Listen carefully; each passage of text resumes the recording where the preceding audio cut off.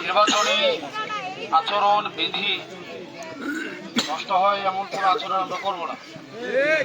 যেমন আমাদের প্রতীক যে শাপলা শাপলাকলির প্রতীকে ভোট চাওয়া, শাপলাকলির প্রতীক প্রচারণা করা, আমরা আমাদের শাপলাকলি সেটা 21 তারিখের আগে আমরা এগুলো মানুষের সামনে আমরা প্রকাশ্যে এগুলো বলবো না। এই কারণেই আমাদের প্রতীক যে শাপলাকলি সেটি বলা থেকে আমরা বিরত থাকছি। আজকে আমরা এখানে উপস্থিত হয়েছি আমাদের আগ্রাসন বিরোধিতা, ভারতীয় যে গুন্ডামি আছে আমাদের দেশে, ভারতীয়রা একটা গুন্ডামি চালাইছে না, ভারত থেকে বসে ঠিক করে দিচ্ছে আমাদের দেশটা কে চালাবে, ঠিক করে দিচ্ছে না, এজেন্ট দিচ্ছে, বিভিন্ন ব্যাংকের এজেন্ট দেয় না, এজেন্ট দিয়া ফতেহাবাদ এজেন্ট দেয়, রবিল এজেন্ট দেয়, ঠিক একইভাবে মোদির এজেন্ট ছিল হাসিনা, তাকে এজেন্ট দেওয়া হয়েছিল, এজেন্ট মালিকের কথা মতো দেশ চালাচ্ছে, যখন পাবে নাই তখন আমার এজেন্টে আমার মালিক সরাই গিয়ে গেছে। এই ভারতের গুন্ডামির সাথে যারা আপোষ করে নাই তাদের মধ্যে আমার হাদি ভাই অন্যতম। দুঃখজনক বিষয়, মানুষ তো মরার আগে, প্রত্যেকটা মানুষ আপনারা দেখবেন মরার আগে করে কি বলে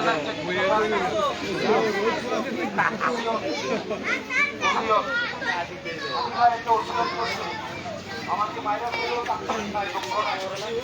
কিন্তু আমার মৃত্যুর বিচারটা যেন আপনারা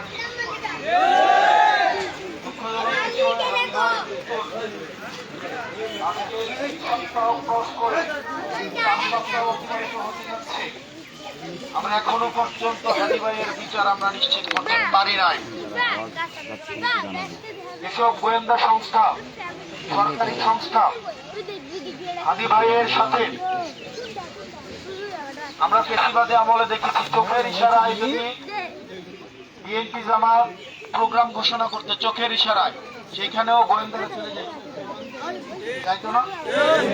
চোখের ইশারায় প্রোগ্রাম ঘোষণা করছে, সেখানেও চলে গেছে।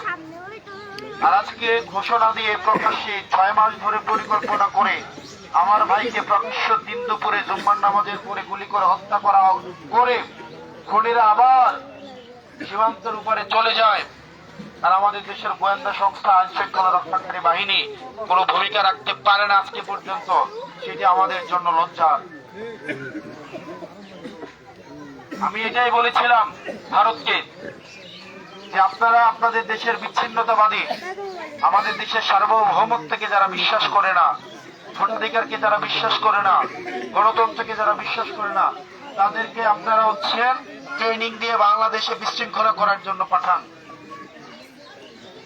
আপনাদের দেশের যারা বিশৃঙ্খলা যারা করে, আপনাদের দেশের যারা বিচ্ছিন্নতাবাদী আছে, পৃথিবীর অন্য কোনো দেশ আপনাদের প্রতি যেন এমন আচরণ না করে, শীঘ্রই আপনাদের দেশের বিচ্ছিন্নতাবাদীদেরকে দেখবেন কেউ না কেউ, আপনারা যেভাবে আমাদের দেশের বিচ্ছিন্নতাবাদীদের শেল্টার দিচ্ছেন, আপনাদের বিচ্ছিন্নতাবাদীর যেন কেউ না কেউ এভাবে শেল্টার আর না দেয়। ফতেহাবাদবাসী, আমরা হাদি হত্যার বিচার চাই। হাদি ভাই যে ওসিয়ত করে গেছে, অন্তত সেটা আমরা জাতি হিসেবে আমরা এতটুকু দায় আমাদের আছে, আমরা সেটাকে পরিশোধ করার। আপনারা ভালো থাকবেন, সুস্থ থাকবেন। আপনারা ভারতের গুন্ডামির প্রশ্নে, এটাকে অনেকে বলে আগ্রাসন বিরোধিতা, আমি এটাকে বলি গুন্ডামি। ভারতের গুন্ডামির প্রশ্নে, দুর্নীতির প্রশ্নে এবং চাঁদাবাজদের প্রশ্নে, ইনসাফের প্রশ্নে আমরা ঐক্যবদ্ধ থাকবো ইনশাআল্লাহ। আমরা কি আর চাই যে দুর্নীতিবাজরা আমাদের দেশটা চালাক, চাঁদাবাজরা আমাদের দেশটা চালাক, লুটেরারা আমাদের দেশটা চালাক, ব্যাংক খেলাপিরা আমাদের দেশটা চালাক, ঋণ খেলাপিরা আমাদের ক্ষমতায় আসুক। যারা ব্যাংকের টাকা ফেরত দেয় না, যারা জনগণের ব্যাংকের টাকা ফেরত দেয় না, তারা আমাদের দেশে কি সেবা করবে সেটা আমাদের বোঝা হয়ে গেছে। যে লোক নিজেই ঋণ করে চলে, কর্জ করে চলে, এই লোক যদি আরেকজনের সেবা করতে আসে, উনি কেমন সেবা করবে সেটা আমাদের বোঝা হয়ে যায়। আমাদের দেশের অত্যন্ত দুঃখজনক বিষয়, আমরা আমাদের দেশের রাজনৈতিক দলগুলোর কাছে অনেক নতুন কিছু মূলত তাদের এই ঋণটাকে তারা যেন না দিতে হয় সেটার বন্দোবস্ত তারা করবে।